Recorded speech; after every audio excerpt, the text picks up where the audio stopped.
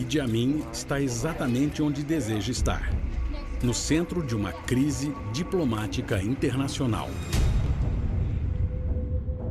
Um cidadão britânico que estava morando em Uganda, Dennis Hughes, estava prestes a publicar um livro para criticar Amin. Enfurecido por sua autoridade ter sido questionada, Amin exigiu que Hughes enfrentasse um pelotão de fuzilamento. Qualquer cidadão britânico que estiver aqui e se opuser a mim ou ao povo de Uganda estará sujeito às leis do país. Qualquer um que ameaçasse o poder dele era quase uma sentença de morte. Os britânicos sabiam que não era uma mera ameaça. Idi Amin estava no ramo da pena de morte há anos. A escala de violência era imensa. Nos 8 anos que ele esteve no poder, aproximadamente 300 mil pessoas foram massacradas. Enquanto o mundo observava horrorizado, a esposa de Hughes, Ingrid, aguardava aflita pelas notícias. Obrigada. Já lhe informaram se ele foi poupado ou não? Amin não escutava e lá estava o pobre Sr. Hughes no corredor da morte. Finalmente, poucos dias antes da execução de Hughes, a Grã-Bretanha acordou. O secretário britânico de Relações Exteriores, James Callaghan, voou para Uganda para garantir a liberdade de Hughes. E Dennis Hughes pediu desculpas ao ditador por ter publicado o livro. Foi uma jogada muito inteligente da parte de Amin. Os críticos descreviam Amin como um palhaço, um idiota ignorante. Mas, na realidade, Amin era muito mais estratégico, calculista, astuto e inteligente que qualquer um jamais imaginou. Idi Amin era de origem humilde e conseguiu subir ao poder, ganhar o carinho de milhões de ugandenses e plantar o medo no coração de muitos dos seus adversários. Seria ele apenas um tirano assassino ou havia um método em sua loucura?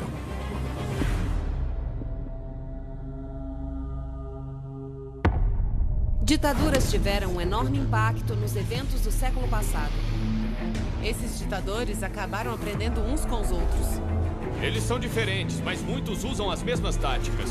Eles usam o medo, A propaganda. Controlam as elites, Criam inimigos. incitam o culto à Usam a personalidade. violência. Essas são as táticas que ditadores utilizam para se manter no poder. Ditadores, o livro de regras.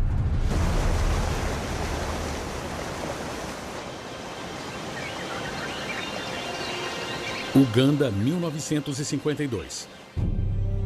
A ascensão de Idi Amin ao poder começou no exército colonial, a instituição que, mais do que qualquer outra, moldou o tipo de ditador que ele veio a se tornar.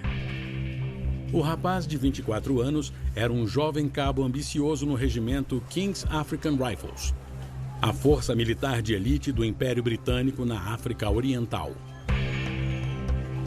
Indivíduos como Amin eram recrutados pelo King's African Rifles para ajudar os britânicos a manter a ordem.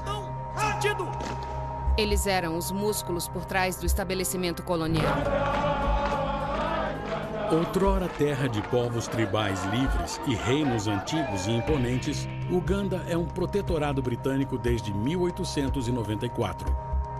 Os britânicos mantiveram o controle total do país, ocuparam as melhores terras com colonos brancos e exploraram os vastos recursos naturais da região.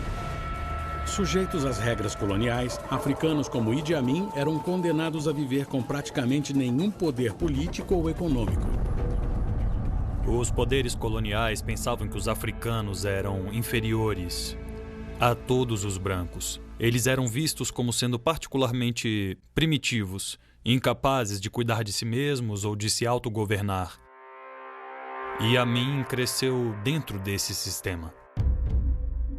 Amin era de uma pequena tribo chamada Kakwa, parte da minoria muçulmana de Uganda. E como africano, Amin podia até se esforçar para se tornar sargento-major, mas ele jamais poderia se tornar um oficial comissionado. Apesar dessas desvantagens, ele estava determinado a superar as expectativas, romper barreiras e ascender na hierarquia o máximo que conseguisse. Amin estava sempre pensando em como ele poderia progredir. Quando eu entrei para o batalhão, Idi Amin era um soldado muito novato. E embora ele fosse analfabeto, praticamente sem nenhum estudo, não demorou muito para que o nome dele ficasse conhecido. Amin era forte, atlético e tinha muita habilidade no campo de tiro. Ele era conhecido por ser implacável. Coisa que os bons soldados são, eles tinham que ser. As pessoas que o conheceram quando ele era criança diziam que ele era muito violento e, de fato, ele entrava numas brincadeiras de socar outras crianças. E um dos amigos de infância dele disse que havia momentos em que, se ele não intervisse para acabar com a briga, Amin iria matar a outra criança. Mas foi no exército colonial que Amin aprendeu a controlar a violência e a usá-la a favor de seus interesses. Uma lição que ele aplicou diversas vezes em seu caminho para a ditadura. A violência é extremamente importante para qualquer ditador, porque ela pode ser usada como uma oportunidade para não só consolidar o poder, mas também para se livrar de forças opositoras e de ameaças externas. O uso da violência por Amin não era aleatório, era pensado. E o objetivo era sempre manter o domínio. Em 1953, Amin teve oportunidade de usar a violência para chegar ao poder. No Quênia, uma rebelião irrompeu e ameaçou se espalhar pela região. Uma aliança de homens tribais, conhecidos como Mau Mau, alimentados pela opressão colonial, organizaram ataques armados a fazendas e propriedades britânicas. Dezenas de colonizadores brancos foram mortos e o terror tomou conta da população colonial em toda a África Oriental. Os britânicos estavam em pé de guerra porque, pela primeira vez, eles estavam sendo atacados. O objetivo das autoridades coloniais era conter a rebelião a qualquer preço. Os britânicos resolveram o problema usando a força e a violência. Eles escolheram os melhores soldados para liderar a luta. Entre eles estava o cabo Idi Amin. Na primavera de 1953, Amin fez parte da primeira onda de forças coloniais para enfrentar os Mau Mau. Sua habilidade como guerreiro seria testada em uma patrulha noturna em meio à floresta tropical do Quênia. A lembrança que eu tenho é que Idi Amin estava, na verdade, liderando a patrulha na época. Nós caímos numa emboscada armada pela gangue dos Mau Mau. E ele foi quase decapitado. Idi reagiu extremamente rápido.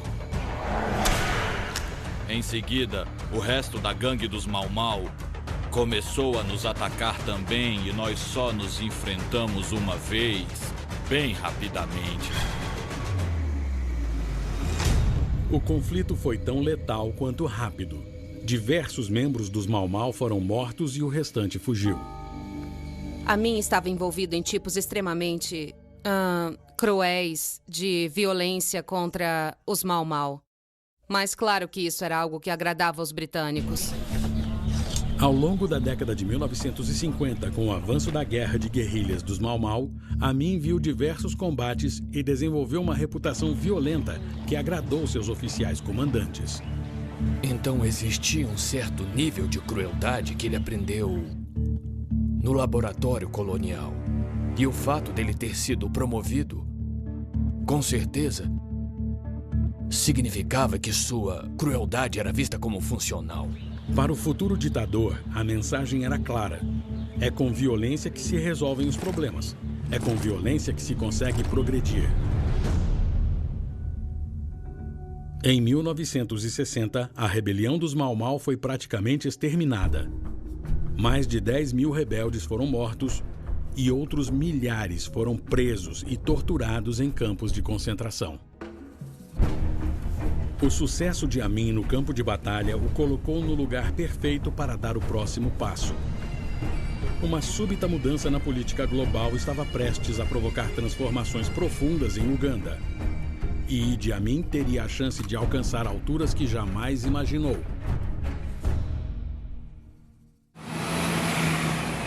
No final da década de 1950, Idi Amin usou suas temíveis habilidades de combate para chegar ao mais alto nível possível para um homem africano alistado. Mas ser promovido a postos mais altos era impossível. O corpo de oficiais coloniais era apenas para brancos. Mas em 1960, as perspectivas de Amin mudaram da noite para o dia. O primeiro-ministro britânico Harold Macmillan anunciou uma decisão que transformaria o continente. A Grã-Bretanha concederia independência a todas as suas colônias africanas. Após a Segunda Guerra Mundial, ficou cada vez mais óbvio para os britânicos que eles não poderiam manter o império daquela mesma maneira. Tanto pela fraqueza econômica, por terem travado uma guerra tão longa, quanto pela pressão internacional. Em Uganda, mudanças dramáticas começaram antes mesmo dos britânicos recuarem. Eleições democráticas foram realizadas para decidir o novo líder do país. E pela primeira vez, os soldados negros tiveram a oportunidade de subir na hierarquia dos homens alistados. Em 1961, Amin foi promovido a tenente, o primeiro de 2 oficiais ugandenses em todo o exército colonial. Finalmente, no dia 9 de outubro de 1962, foi declarada a independência de Uganda do Reino Unido. E a transferência de poder estava completa. Idi Amin, juntamente com milhões de cidadãos ugandenses, comemorou a sua independência do domínio estrangeiro. Na época da independência, eu estava no governo como funcionário público. E todos nós ficamos animados e emocionados. Aqui estamos nós, jovens e negros, tomando as rédeas do país. Para Idi Amin, o fim do colonialismo lhe deu um status que ele jamais sonhou ser possível. Ele finalmente tinha a oportunidade de subir ainda mais na hierarquia e se tornar o comandante supremo do exército.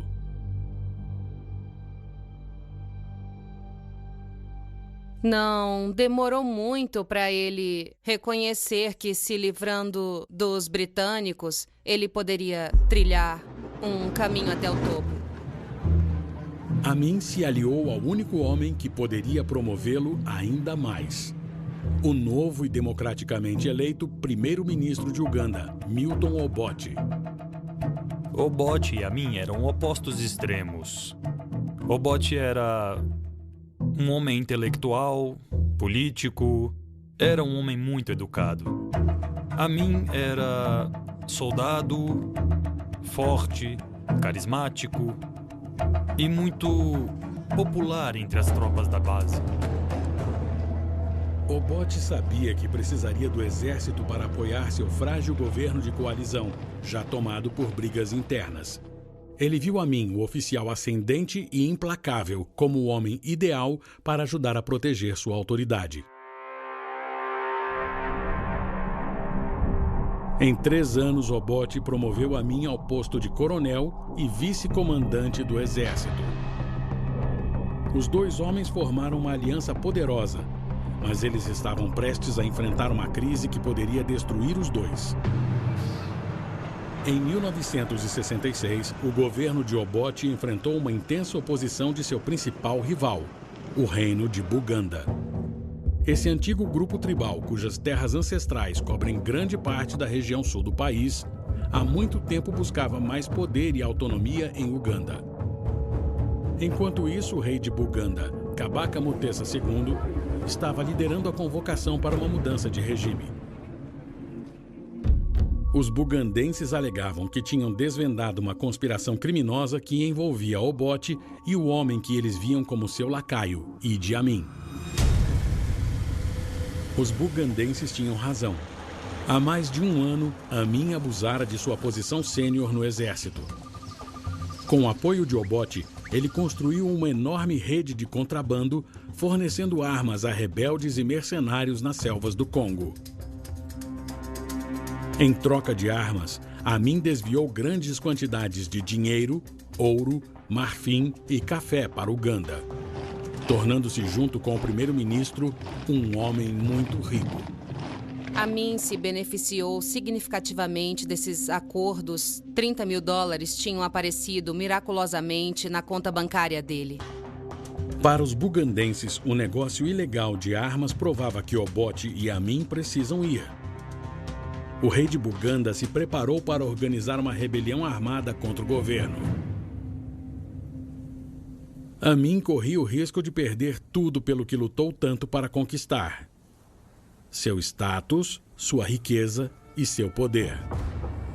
Obote e Amin sabiam que precisavam agir rápido para neutralizar a ameaça.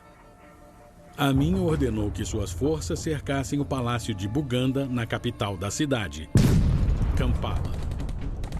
No dia seguinte, eles atacaram e incendiaram o palácio.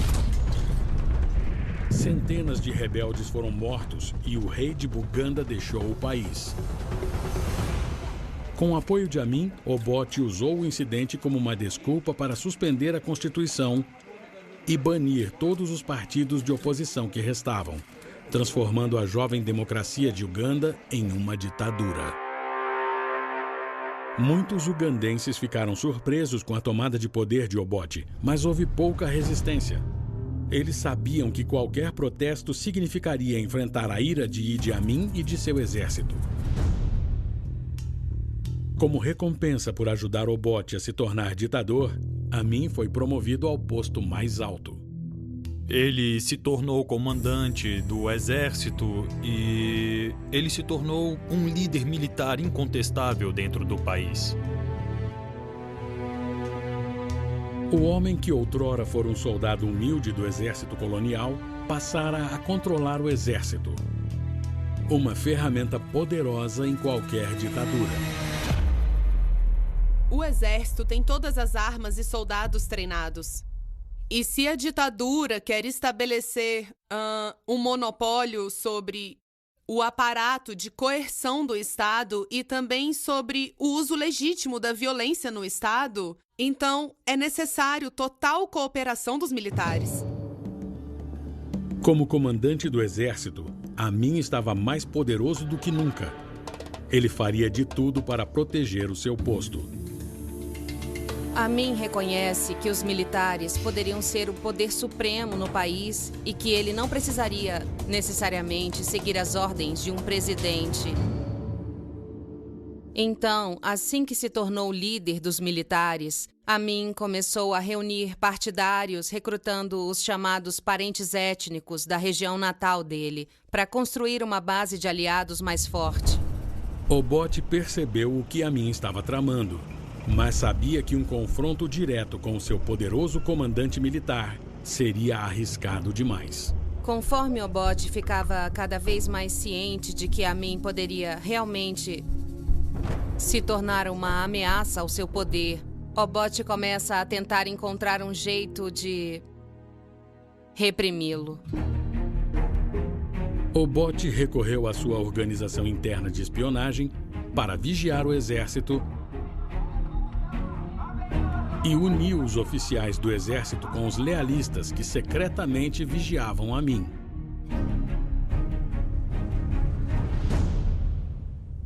Então, com o passar do tempo, ele montou uma partida calculada de xadrez. Em 1971, Obote acreditava ter apoio suficiente no exército para fazer uma investida contra o seu comandante desleal.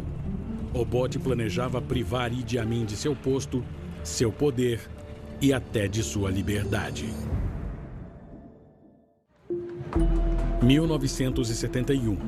o ditador de Uganda, Milton Obote, e o comandante do seu exército, Idi Amin, estavam travando uma amarga disputa pelo poder.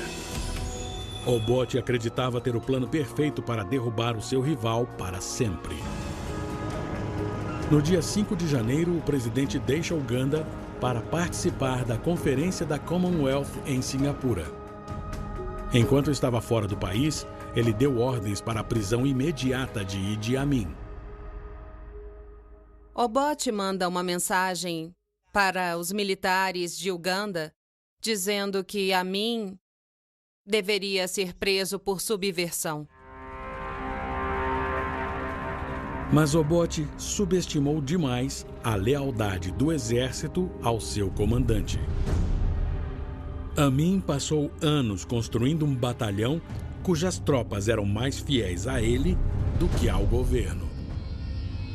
A mensagem de Obote, na verdade, foi interceptada por um soldado de menor escalão que era fiel a Amin e que passou a mensagem para o Amin. Ele sabia o que estava acontecendo e sabia que seria eliminado. Amin revidou a investida de Obote com a cartada final. Com o apoio de seu fiel exército, ele armou um golpe.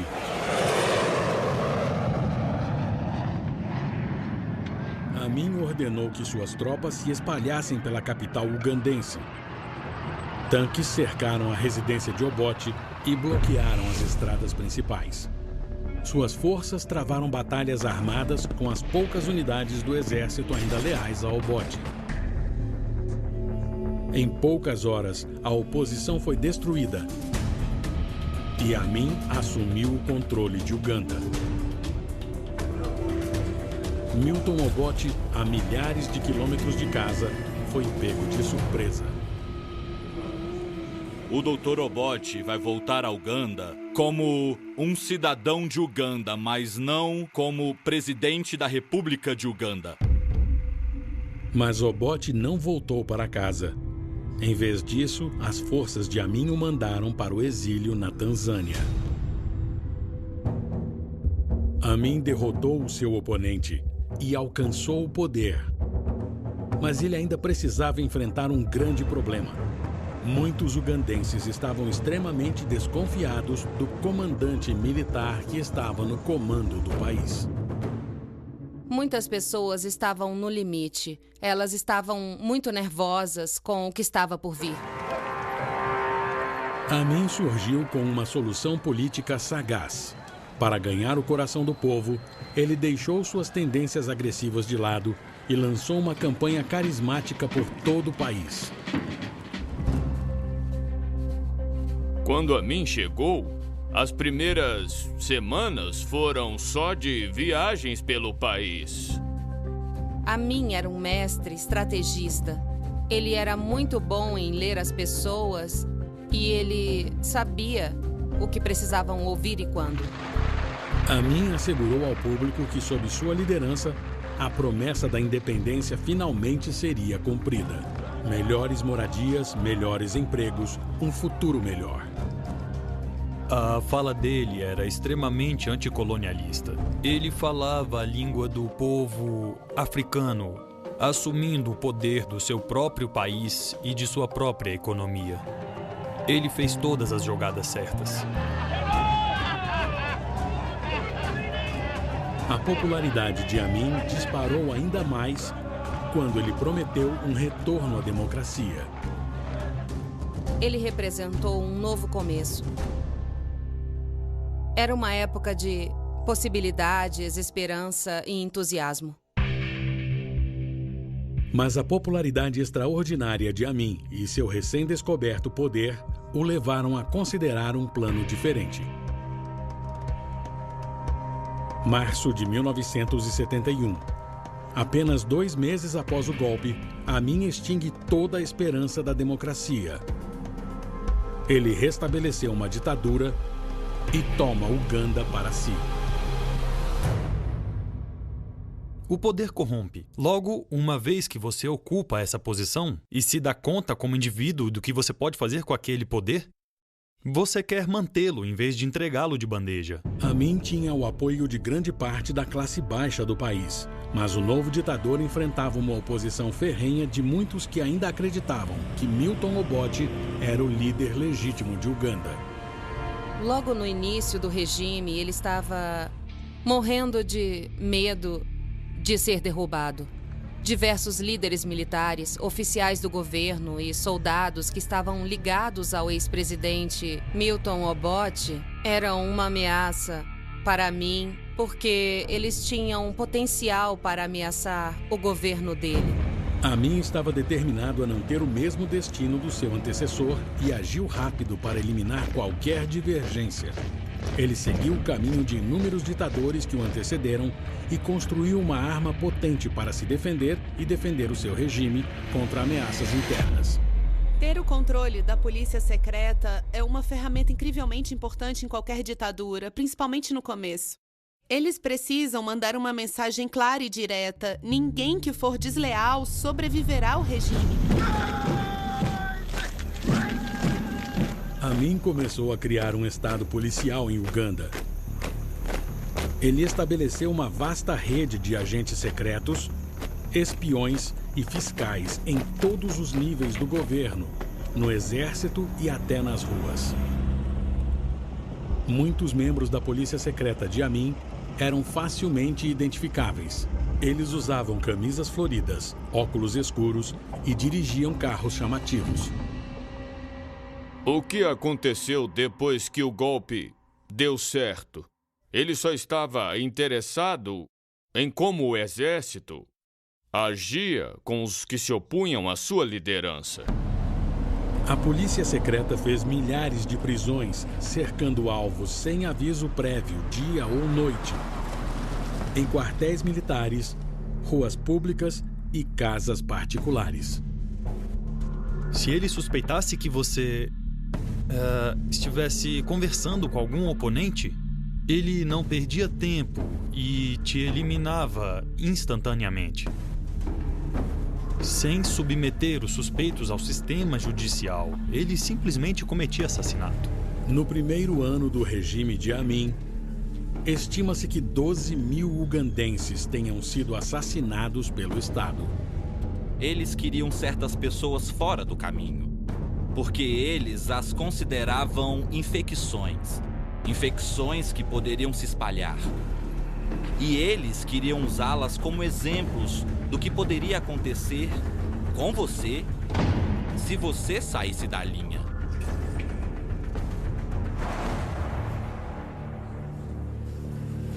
Mas era atrás dos portões trancados das prisões da polícia secreta que Amin mostrava a extensão de sua crueldade. Suas câmaras de tortura se tornaram lendárias. Entre outras atrocidades, os prisioneiros eram imersos em água fervente, obrigados a bater uns nos outros com martelos e obrigados a comer sacos de sal até quase morrerem de desidratação. Muitas ditaduras recorrem ao uso da tortura porque ela garante a obediência. Na verdade, ela também serve para abalar psicologicamente as vítimas de forma bastante expressiva. Assim, elas jamais tentarão desafiar o regime novamente. Amin queria garantir que todos em Uganda entendessem o preço da deslealdade. Execuções públicas se tornaram eventos comuns. Ele queria mandar uma mensagem muito clara para os seus oponentes: a deslealdade não será tolerada. Qualquer um que ameaçasse seu poder receberia uma sentença de morte.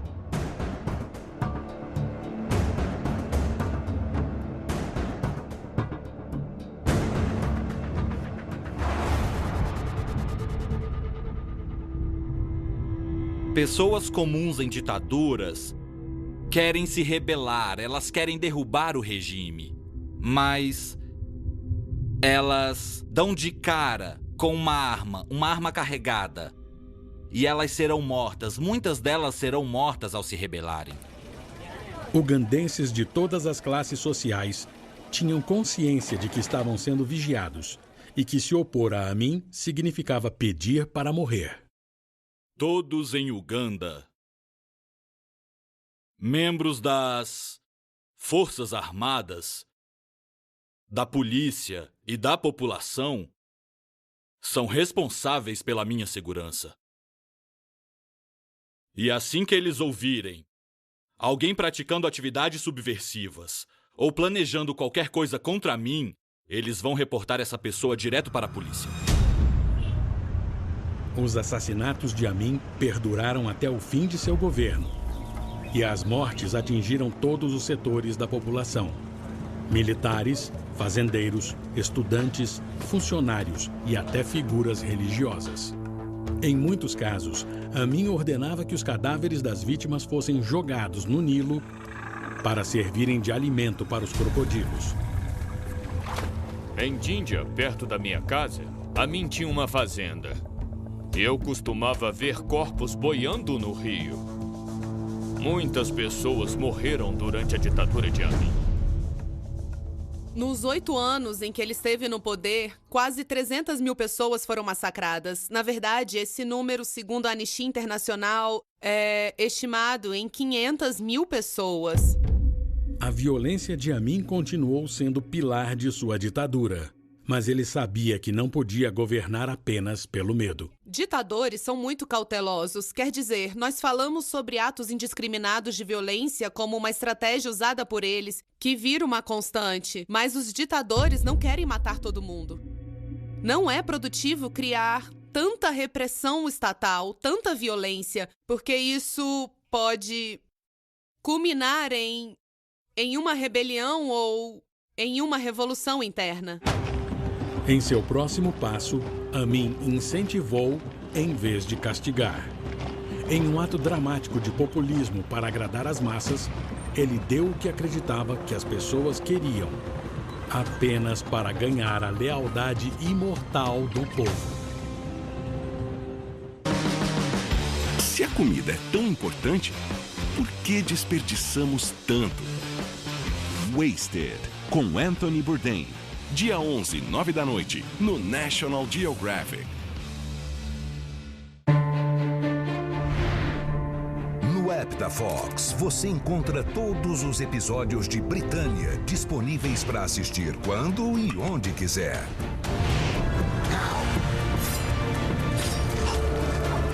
Renda-se e nada será como antes. Fox App. As melhores séries com todos os episódios já disponíveis é no Fox Premium. Assine já. Eu sempre anotava os preços que encontrava para o meu hotel favorito num papel, até achar o mais barato. Eu fazia uma lista com todos eles. Por sorte, o Trivago faz exatamente a mesma coisa. E eu economizo tempo e dinheiro. Espera que não acabou. O meu hotel favorito em Fortaleza é o Blue Beachfront. E como eu uso o Trivago, sempre me pergunto: por que alguém ligaria para saber o preço se no Trivago dá para ver o preço que o hotel oferece e de outros sites e aplicativos por aí? Hotel Trivago. Existem algumas maneiras de conhecer a Rainha Elizabeth. Você pode compor músicas de sucesso, aprender a tocar múltiplos instrumentos, formar uma banda reconhecida nacionalmente, formar uma banda reconhecida mundialmente, ganhar mais de 10 Grammys, ir morar no Reino Unido, contribuir para a economia, desenvolvimento e vida pública da Inglaterra, prestar um serviço considerado excepcional pelo Comitê do Palácio de Buckingham, ser nomeado Cavaleiro da Ordem Real da Rainha e, finalmente, conhecer a Rainha. Ou você pode se encontrar com ela no Especial God Save the Queen. Novo episódio sábado, 9 da noite. No National Geographic. Quem entendeu o que os gringos falam e perdeu o medo do inglês? Óculos Legenda. Com eles o gringo fala... Fala aí, gringo. You look beautiful, Tata. E você entende tudo. Olha isso. Mas que bobagem, hein? Aprenda de verdade na maior escola de inglês online do mundo. A English Tal, agora English Live. Ligue agora e ganhe 50% de desconto. Mude de vida, ligue 0800 718 8888 e ganhe 50% de desconto. English Live. Apresentamos nós, o pessoal que trabalha no Booking.com, o maior site de acomodações do mundo. A gente também usa mapas, se joga, faz maluquice, se molha, cansa e sente muita fome. Igualzinho a você. E aí, como podemos te ajudar? Black Time Ponto Frio é uma corrida contra o tempo. Ofertas incríveis com hora pra acabar. Leve agora Moto G6 com câmera traseira dupla por R$ 1.299. Baixou o preço nas lojas e no site. Notebook Dell 2 em 1 com Intel Pentium só R$ 1.899. E por tempo limitado tem Smart TV 65 Samsung 4K por R$ 359 mensais. Não perca tempo e nenhuma oferta. O Ponto Frio descomplicou com a Black Time. Minhas peças são inspiradas por viagens e estou sempre buscando meu próximo voo. Eu uso Kayak para pesquisar centenas de sites e sempre encontro a melhor passagem. Durante muito tempo, nós sabíamos mais sobre a superfície da Lua do que sobre o fundo dos oceanos. Mas esse dado pode estar prestes a mudar. Segredos do Fundo do Mar. Novo episódio terça, 11h15 da noite, no National Geographic. Verão de 1972. Idi Amin passou mais de um ano estabelecendo um reinado de terror sobre Uganda, reprimindo dissidentes em uma campanha coordenada de tortura, fogo e assassinato. Mas Amin recorreu a uma estratégia mais populista. Ele usou a generosidade em vez de medo para conquistar o apoio duradouro de seu povo. No começo havia muito medo, repressão, expurgos, prisões, e é claro que o medo estava presente também. Mas nenhum ditador consegue sobreviver apenas com a repressão. Eles têm que cultivar alguma forma de popularidade. Amin queria demonstrar que poderia dar uma vida melhor e mais próspera ao povo, especialmente ao seu povo. Os milhões de ugandenses de classe baixa que estavam presos em um ciclo de pobreza desde os tempos coloniais. As pessoas precisam de estabilidade. Elas precisam sentir que estão sendo cuidadas. E isso é algo que as ditaduras oferecem. Os ditadores querem garantir que as massas sintam que a ditadura é necessária. Amin teve uma ideia radical de dar poder econômico aos ugandenses negros pela primeira vez. E para fazer seu plano dar certo, ele usou uma tática clássica dos ditadores.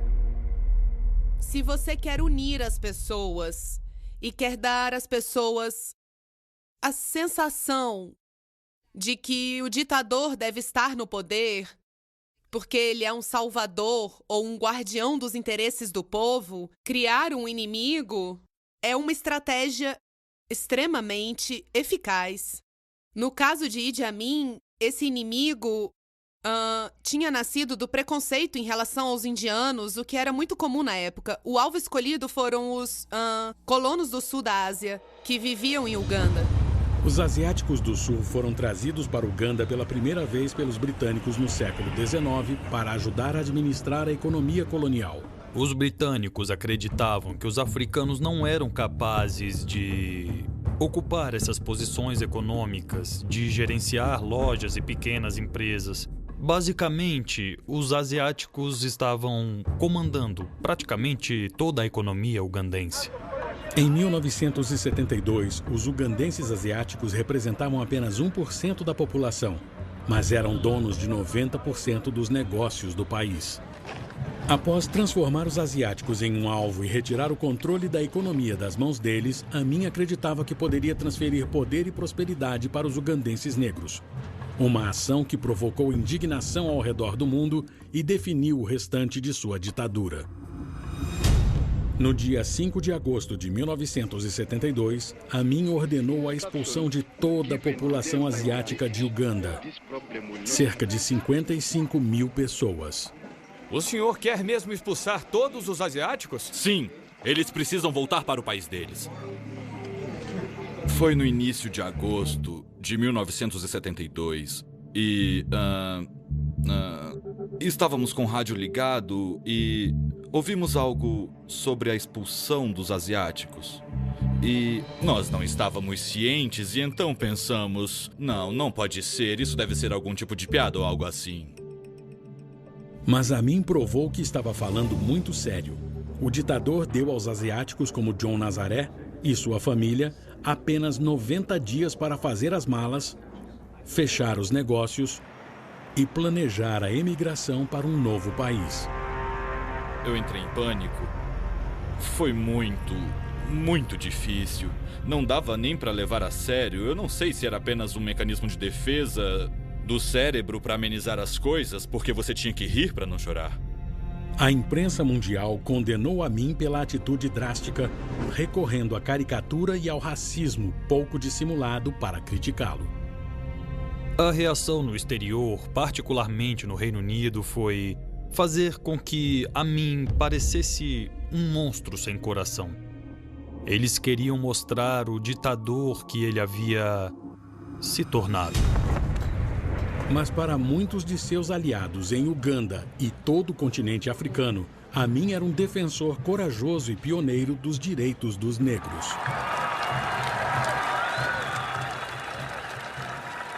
No final, mais de 50 mil ugandenses de origem asiática foram expulsos do próprio país. Amin expropriou as empresas asiáticas. Ele desviou grande parte das receitas para o seu governo e compartilhou as propriedades entre seus aliados. A expulsão asiática refez a economia de Uganda de uma forma que Amin jamais havia imaginado. O impacto na economia foi desastroso. Foi um grande desastre, porque os africanos que assumiram os negócios não tinham experiência alguma no gerenciamento dessas propriedades. Todas as cadeias de fornecimento comerciais controladas por empresários asiáticos durante décadas, de repente vão à falência. Fabricantes não conseguem peças nem matérias-primas. O desemprego dispara. As prateleiras das lojas ficam vazias e itens domésticos básicos, como fósforos e açúcar, ficam indisponíveis. Houve um intervalo crítico em termos de como importar e exportar, por exemplo, e assim o país mergulhou rapidamente em uma grave crise econômica. Com a economia de Uganda em ruínas, Amin enfrentaria uma avalanche de problemas urgentes. O governo estava perdendo dinheiro e rápido. O exército enorme e a equipe de segurança estavam maiores e mais caras do que nunca. E em breve, o seu antigo oponente, ainda exilado na vizinha Tanzânia, teria uma oportunidade para se vingar. 1978, 6 anos após Idi Amin expulsar toda a população asiática, a economia do país estava à beira de um colapso total. E o exército, outrora fiel ao ditador, estava sem recursos e cada vez mais fora de controle. Amin criou um estado hipermilitarizado. Com o tempo, ele foi criando várias organizações diferentes que eram responsáveis por vários aspectos da segurança no país. Como esses grupos foram ficando cada vez mais poderosos, eles não eram mais necessariamente fiéis a ele. Então, no fim, o militarismo que havia lhe dado o poder foi o que acabou com ele. Na Tanzânia, Milton Obote observa de perto. Ele reuniu milhares de rebeldes ugandenses para unir forças com o exército tanzaniano e aguardou o momento certo para atacar. Um número crescente de exilados começou a se organizar na Tanzânia. E eles estavam recebendo cada vez mais apoio internacional. Então, Amin estava sob ameaça. Em meio à crise, Amin viu uma oportunidade, uma maneira de assegurar seu regime decadente e antecipar o ataque iminente da Tanzânia. Como muitos ditadores que o antecederam, Idi Amin atacou primeiro. A guerra pode ser benéfica para os ditadores. Pode ser poderosa para desviar a atenção das pessoas de diversas falhas da maioria dos regimes autoritários. Eles precisam desviar a atenção das pessoas dos problemas que elas enfrentam. Precisam mudar de assunto. O objetivo da guerra era tentar dar aos soldados algo concreto em que eles pudessem se concentrar para que não se envolvessem em atividades proibidas, como questionar a autoridade do Estado. Em outubro de 1978, as forças de Uganda invadiram a Tanzânia. O exército de Amin, cujas tropas ele não podia mais pagar, saqueou quase 700 quilômetros quadrados do território tanzaniano.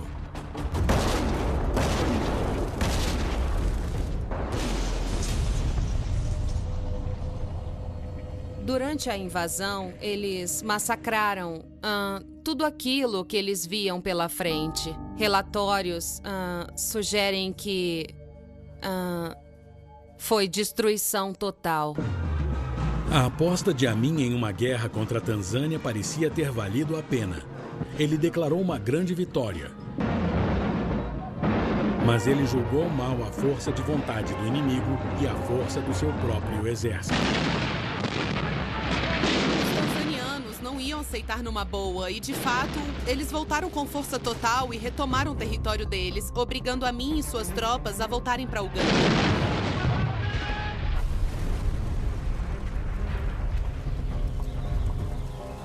Então, as tropas de Amin estavam muito enfraquecidas no final e não conseguiram reagir. Virou uma bagunça desorganizada.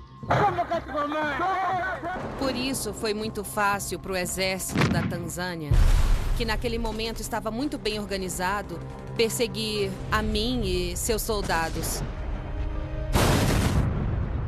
Com as suas tropas recuando, Amin buscou abrigo em sua residência presidencial em Kampala. No dia 10 de abril de 1979, forças tanzanianas invadiram a capital. A guerra de Amin foi um erro fatal.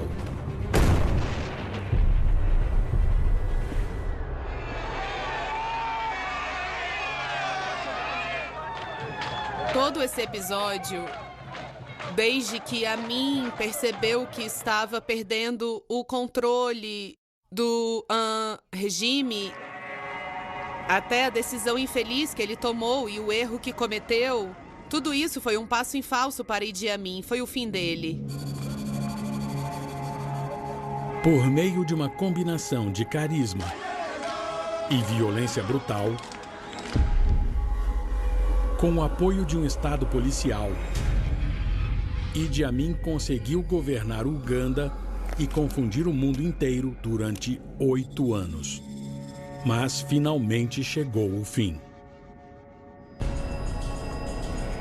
No dia 11 de abril de 1979, com tropas tanzanianas e rebeldes ugandenses se aproximando de seu complexo, Amin embarcou em um helicóptero do exército e fugiu do país. Milhões de ugandenses finalmente livres do governo brutal de Amin comemoraram nas ruas. Mas eles também deviam considerar o que o ditador deixou para trás: uma economia devastada e o massacre de centenas de milhares de cidadãos.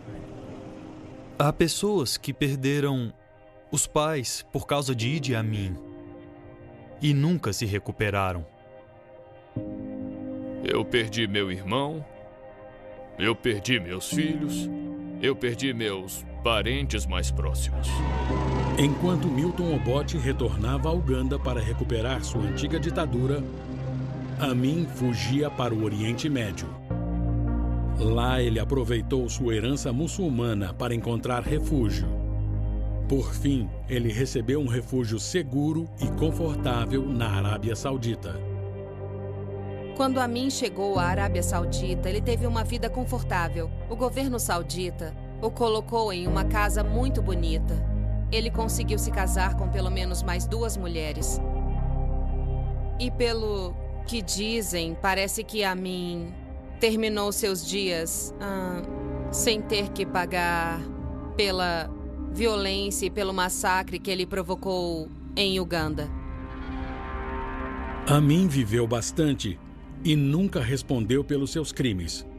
Ele morreu de falência renal em 2003. Mas desde a sua queda em 1979, a cultura de violência e militarismo que ele criou em Uganda continuou. O país testemunhou períodos de relativa estabilidade e paz, mas todos os sucessores de Amin usaram suas táticas para intimidar e controlar a população. Todos os líderes, desde Amin, recorreram à força militar para manter o poder e reprimir dissidentes. Em grande parte porque eles aprenderam com Amin que a violência é efetiva e a violência funciona. A violência manifestada e apoiada pelo militarismo de Amin ainda perdura e é um de seus legados mais duradouros.